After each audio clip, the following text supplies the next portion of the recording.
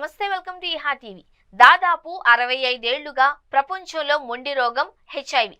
దీనికి మందు లేక ఎందరో ప్రాణాలు కోల్పోయారు. ఎన్నో దేశాలు యువతరాన్ని కోల్పోయారు. ఇంకా 20 ఏళ్లు కూడా నిండకుండానే ప్రాణాలు పోగొట్టుకున్న వారు ఎందరో. 20 నుండి 30 ఏళ్ల క్రిందట మన దేశంలోనూ హెచ్ఐవి వ్యాప్తి అత్యంత తీవ్రంగా ఉంది. దీంతో యువతరం ఏమైపోతుందో అనే భయం పట్టుకుంది. అందుకని కేంద్ర రాష్ట్ర ప్రభుత్వాలు రంగంలోకి దిగి గట్టి చర్యలు తీసుకున్నాయి. ఎయిడ్స్ నియంత్రణ కార్యక్రమాలు చేపట్టాయి. అప్పట్లో తెలుగు రాష్ట్రాలలో పులిరాజుకు ఎయిడ్స్ వస్తుందా అనేది బాగా పాపులర్ అయిన డైలాగ్. ఇక అంత మొండి రోగంతో ఇబ్బంది పడుతూ వ్యాధిని అదుపులో పెట్టే మందులు వాడుతున్న వారు ఇంకా ఎందరో. మరి దీనికి నివారణ ఔషధమే లేదా?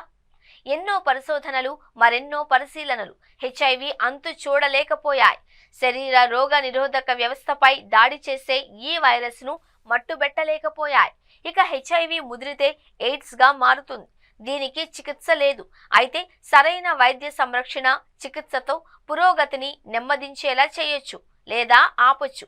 హెచ్ఐవి పాజిటివ్ వ్యక్తులు అన్ని జాగ్రత్తలతో దీర్ఘకాలం జీవించవచ్చు అని వైద్య నిపుణులు చెబుతున్నారు. 5.5 ఏళ్ల క్రిందట పుట్టిన కోవిడ్ వైరస్ కు ఏడాదిలోనే టీకాను తీసుకొచ్చారు శాస్త్రవేత్తలు. అసలు సాధ్యం కాదు అనుకున్న దీనిని చేసి చూపారు. కొన్ని విమర్శలు ఉన్నా కోవిడ్ టీకాలు విజయవంతం అయ్యాయనే చెప్పాలి. మరి హెచ్ఐవికి మందు లేదా? ఎందుకు లేదు అంటున్నారు. తాజాగా America food and drug administration హెచ్ఐవిని నిరోధించే ఔషధానికి మందు తెచ్చింది. దీని పేరు లెనకాపివర్. ఎగ్జిక్యూటివ్ పేరిట దీనిని మార్కెటింగ్ చేయనుంది ఫార్మా దిగ్గజం గిలీడ్ సైన్సెస్. ఏడాదికి 2 సార్లు ఈ ఇంజెక్షన్ వేసుకుంటే హెచ్ఐవిని నిరోధించవచ్చు అని చెబుతున్నారు. క్లినికల్ ట్రయల్స్ అనంతరం FDA దీనిని అనుమతించింది. ట్రయల్స్ లో 99.9% మంది హెచ్ఐవి నెగిటివ్ రావడం గమనార్హం.